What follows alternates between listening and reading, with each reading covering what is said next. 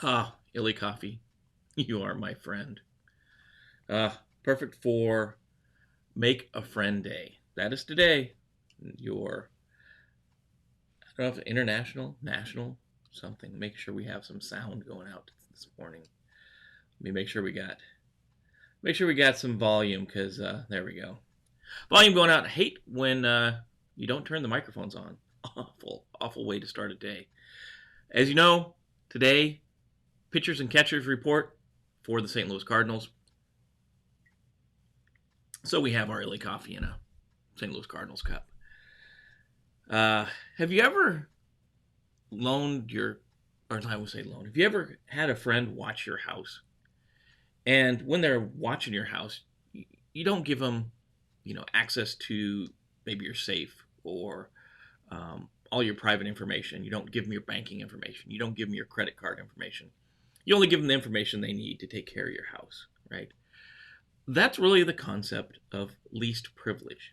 And today in our Cup of Cyber, we're going to talk about NIST Control AC6 Least Privilege. And we do the same thing. We apply that same thing to computer systems.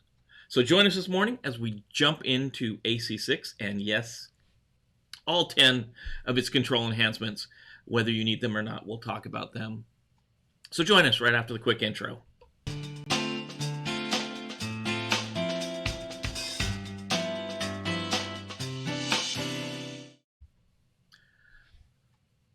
AC6 is least privilege. And least privilege is, we talked last week about separation of duties, where we separate duties away from people that do different things. We want to make sure that they're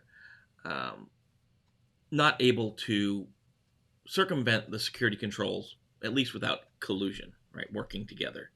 So this week we're going to go a little further, and we're going to go into the principle of least privilege. And this is actually a control within the NIST catalog because it makes sense. Like, many of the controls or safeguards, countermeasures we put in place to protect our systems really spring from common sense things, right?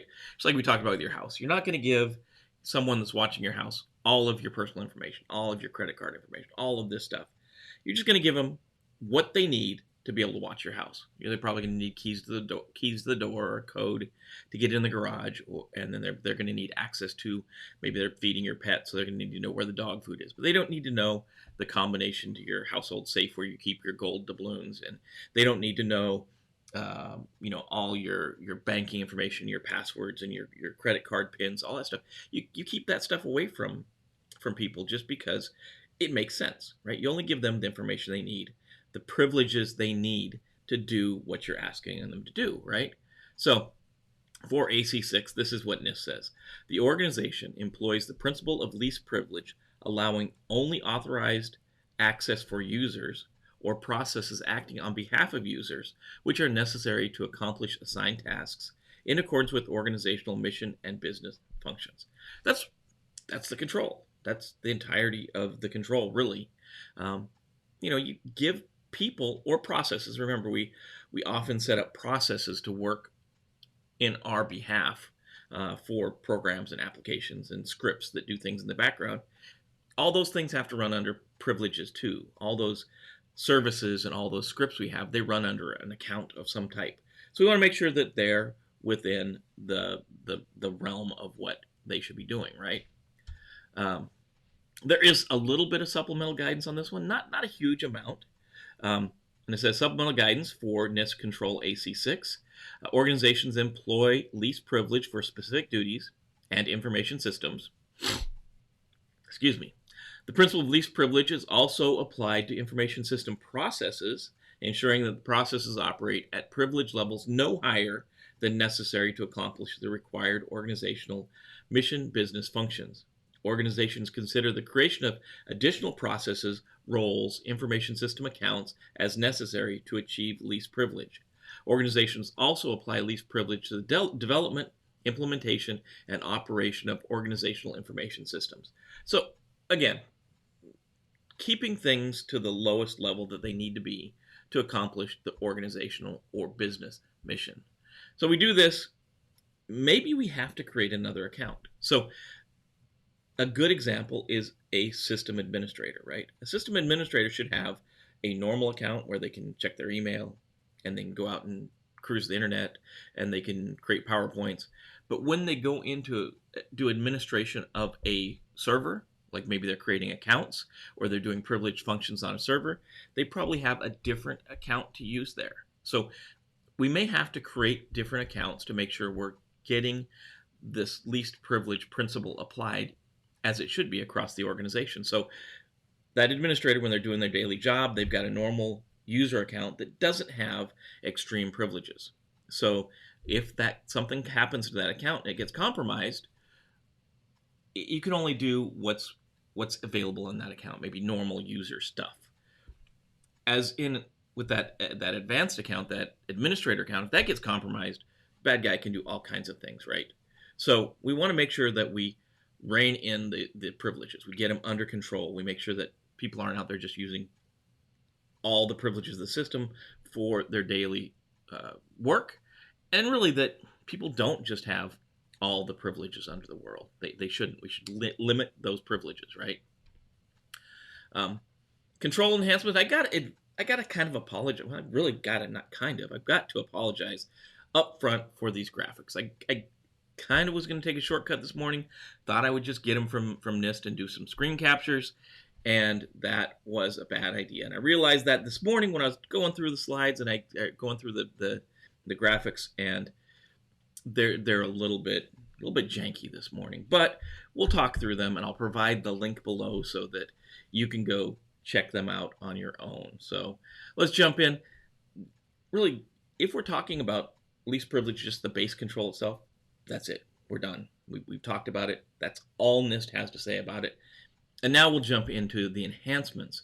And the enhancements extend the control, right? We add more granular requirements as we go through these enhancements. And this control, AC6, has a number of enhancements. It's got 10 enhancements. So we'll jump right in, and I'm not going to read the supplemental guidance for each of these, because if I do, I'll move my head over here so I'm not behind the graphic. If I do, we'll be here all morning. So again, jump to the link below if you want to look at any of these enhancements further, but we'll go through the basics of them, right? So AC6 Enhancement 1, least privilege, authorized access to security functions. And this enhancement is the organization explicitly authorizes access to, and again, square brackets. If you've been around, if we see square brackets, that means we have to define something at the organizational level or at the system level. So in this case, it's an assignment, and it's organizationally defined security functions that are deployed in hardware, software, and firmware. So and security relevant information. So the organization explicitly authorizes access to something, it's functions or information. We're just saying we take a proactive stance, and we say that if you're going to get access to PII, we're going to explicitly authorize it. We're going to say, Jim, you have access to PII, or Jim, you have access to the firewall to make changes on the firewall, or you have access to Word. So we're going to explicitly say people have access. And because we're not going to define access for everything in the system, we're going to specifically define those things that we're worried about the most. So we're going to define these. And again, this means we have to write some type of a policy and procedure, right? We have to define that somewhere. AC2, or AC, you're going to catch me every once in a while doing that. AC6 Enhancement 2, least privilege, non-privileged access for non-security functions. We kind of just talked about this a minute ago. So the organization requires that users of information system accounts or roles with access to, and again, we're going to have to define something, and in this case, it's the organizationally defined security functions or security-related information. So we're going to define that. Use non-privileged account roles when accessing non-security functions. But it's a bunch of weirdness there. So let's break it down a little bit. So first we have to define that variable. So the assignment is organizationally defined security functions or security relevant information, right? So let's say the security function is we have administrative access to a Windows server, right? So we have admin access, right? So the organization requires that users of information system accounts or roles with access to server administration, because we define that, use non-privileged accounts or roles when accessing non-security functions. So that's what we talked about right at the beginning. If I am going out to surf the web or I'm checking my email, I don't do that with my server admin account. I do that with a normal user account. So as an organization, we have to make sure that that happens. We're going to do it in policy. So we have to write a policy that says you are not authorized to use your administrator account to go out and check the internet, to go out and do your email, to create PowerPoints. So that's the administrative control we put in place. And then we want to back that up with some kind of technical control. So somehow within the system, we want to look for people maybe going to the internet with their administrator account and then talk to them about it. Maybe they don't understand that's against the rules. Maybe they need supplemental training. So we want to tell people, let them know, and that's usually the biggest part, is making sure people know the rules. That's why we write so many policies. That's why we have to do them, right? So jumping in the next one, AC6 Enhancement 3, Least Privilege Network Access to Privileged Commands. So the organization authorizes network access to, again, a variable, organizationally defined privileged commands for, and then another, backed up by another variable, assignment, organizationally defined compelling operational needs, and documents the rationale for such access in the security plan for the information system. So we're going to write something again. We're writing documentation. We're going to put it in the security plan, but we've got some variables we have to define, right? So maybe first one, we have first assignment is organizationally defined privileged commands. Maybe we're going to say,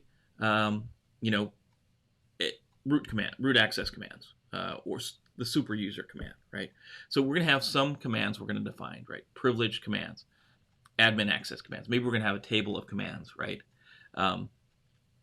And the second part of the assignment is for organizationally defined compelling operational needs, maybe for administration of the system. So the organization authorizes access to root level commands only for administration of the server operating system, right? And documents that rationale in the SSP, it's the System Security Plan. So again, this one's about documenting. It's about thinking about what we're going to do and making sure we have a plan around how we're going to make sure that these security controls are put in place. So we're going to think through what commands, privileged commands, we want to use and when we're going to use them. And we're going to get that documented, right? I keep track of all my buttons this morning. So AC6 Enhancement 4, Least Privilege, separate processing domains, right? The information system provides separate processing domains to enable finer-grained allocation of user privileges. So we may have some functionality that is going to occur in a domain, and we're going to have to create a separate domain, whether it's logical or physical, and we're going to separate some types of processing out. We think about this, maybe it's something like we want PII, processing of PII, or personally identifiable information, to only occur in a specific domain that we've protected and we've made up to the level of security for PII. Maybe the rest of our environment isn't. So we have a domain that is just for PII, right? And that way we can put higher level privilege requirements on that domain. We can secure it better, and we can provide protection to that information better than the rest of the domain. Of course, this works within the government. We may have a top secret domain and a secret domain. And I keep putting myself behind the graphic. It's always backwards. So we have that, we might have those domains. We want to keep them separated, either logically or physically. AC6 Enhancement 5, we've made it to the halfway point in these enhancements, right? Least privilege accounts, right? The organization restricts privileged accounts on the information system to, and again, a defined variable we have to do. Organizationally defined personnel or roles. So the organization restricts privileged accounts on the information system to system administrators, right? Maybe that makes sense. System administrators and security admins or something like that. We have to define what it is. Again, we're going to define this in documentation and we're going to back it up on the system. But it's got to be in paper first. And I know a lot of people just cringe at creating all this paperwork, and it does take time, but in the end you've got a solid document that not only supports what you're doing, but if you leave, you win the lottery and you go off somewhere, somebody else can come in and know why you did something. And we know that we've actually went through and implemented all of these controls as we need to, right?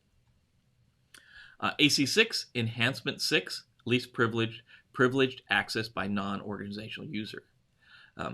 It's simple. The organization prohibits privileged access to the information system by non-organizational users. So we're saying, if you're not a member of the organization, you shouldn't have privileged access.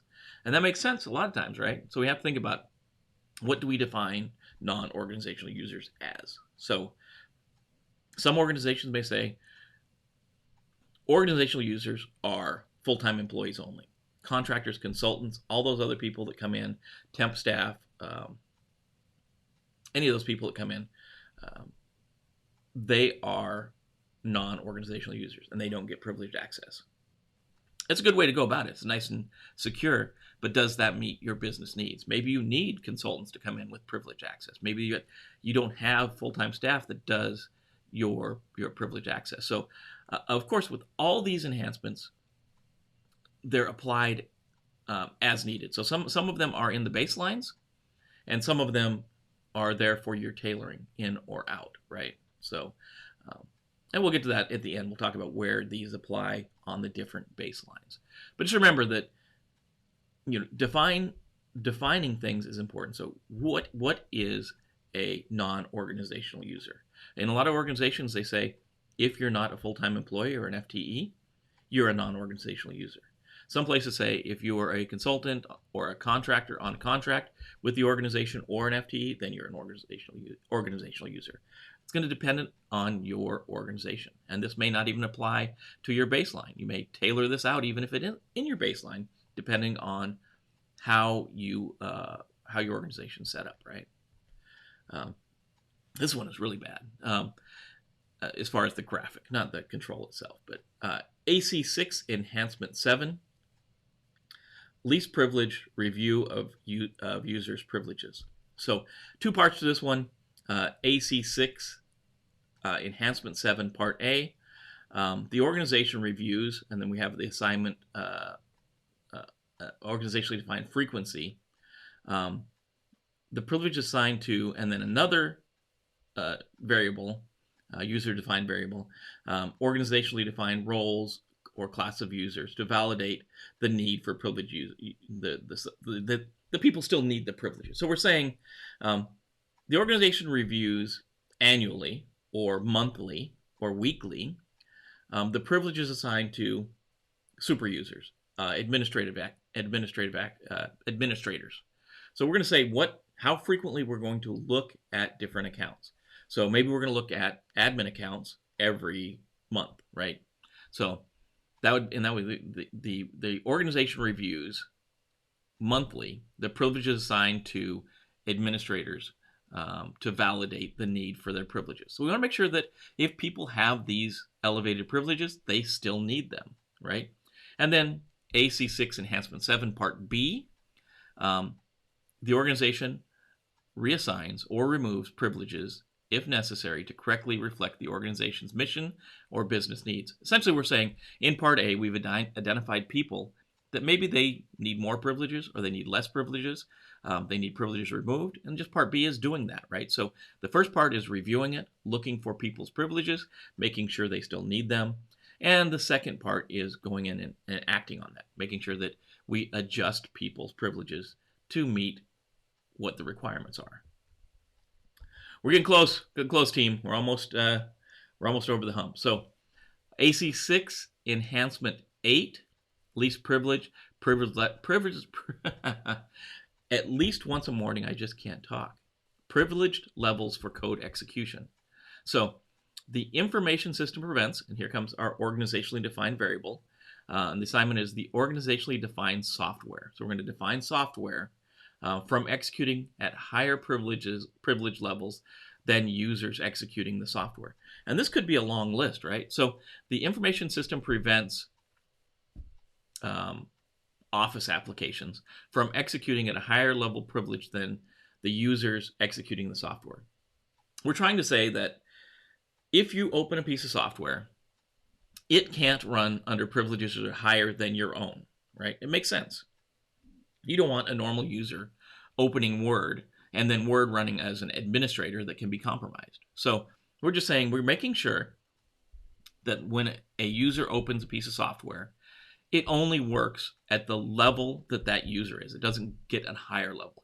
And this sounds funny, but sometimes software, when it's installed, it will have to run at a higher level just because maybe it's coded poorly, it's developed weird, or maybe it just needs weird access. So we want to make sure that if that's happening, we're aware of it, right? So if a normal user starts an application, it only runs at their level of privilege, not a higher level. And then AC6 Enhancement 9, Least Privilege, the auditing of privilege functions. And you knew audit was coming, right? You knew somewhere along the line we were going to look at the audit files. We're going to be keeping track of who's using those functions, right? The information system audits the execution of privilege functions. All we're saying is when somebody runs a privilege command on that system, that gets audited. It gets logged somewhere, and hopefully, depending on how your logging is set up at your organization, it gets sent off to an external log server for evaluation by someone like the security operations team or something like that. So we're just saying, we're not saying all that second part about it going off to a log server and all that. We're just saying the information system audits the execution of privilege functions, right? Our controls under logging and monitoring are going to take care of what happens to the log. But we're just saying at this point, the information system has to create a log every time a privilege function is ran. So if a user account is created on a Windows server, that should be logged. Jim created a user account called Jim's fake account, right? So we want that to be logged somewhere so somebody can review it so we can keep track of these things. Finally, the last enhancement in our huge stack of enhancements today is AC6 Enhancement 10, right? Prohibit non-privileged users from executing privileged functions. Makes sense, right? The information system prevents non-privileged users from executing privileged functions, including disabling, circumventing, altering, implemented security safeguards or countermeasures. We're trying as much as we can to build into the system the ability to keep non-privileged users from executing privileged functions, right? So bad guy gets on your account, they get a normal user account. We want the system to protect itself from that non-privileged user, whether they're internal or external, they're the bad person, bad actor, from being able to do privileged functions. So we don't want a non-privileged user to be able to create a server account or something like that. Really critical. We want to make sure that we keep these least privileges, we keep the privileges down to the least they possibly can be. So that is the rundown of the enhancements. So look at how references none. Holy cow, I don't have the. Let's get some of the stuff off the screen here. That's one, that one, and then let's bring I'm missing an overlay. So let's bring that up manually. So talk about how this control is implemented, right? So it is the family's AC, access control. Class doesn't exist anymore. We got rid of class when we went from NIST Special Publication 853, Revision 3 to Revision 4. They got rid of class, but it's still there as a placeholder because some people still use it for other functionality. It's a priority P1, implement P1 security controls first. That means that if we have to implement, if this control is in our control set, then we should do it chronologically first. Again, I stress this every time we talk about this. This doesn't mean it's a higher category or more critical control than other ones. It just means logically we do P1 controls before we do P2. one of the reasons you can see when we went through this, there's a lot of writing documentation. We're documenting the way least privilege works. And that's one of the things we want to do is we want to get all that documentation done first so that when we implement things, it's already documented. So that's one of the main reasons this is a P1. We do it first because there's a lot of documentation. It is least privilege. That's one of our key security best practices. So we want to get this done early on. So now let's look where it's at in the baseline. And we know if we're following along with the NIST RMF, there are 3 baselines we use based on the high water mark developed by our categorization. We're not going to go in the way the DoD or the intelligence community does it, but because they provide 27 different baselines based on a different watermark for each of the security objectives of confidentiality, integrity, and availability. But we'll talk about that later. So just thinking about the 3 baselines required by NIST. Low, if you're at the low baseline, this control is not applicable at all. You can always add it in. The controls can always be added in. They can be tailored in if you think you need them. But at the low baseline, we don't include this in the standard baseline. It's not included from the start, right? At the moderate baseline, we moved up a level. The base control, AC6, is required, and enhancements 1, 2, 5, 9, and 10 are required.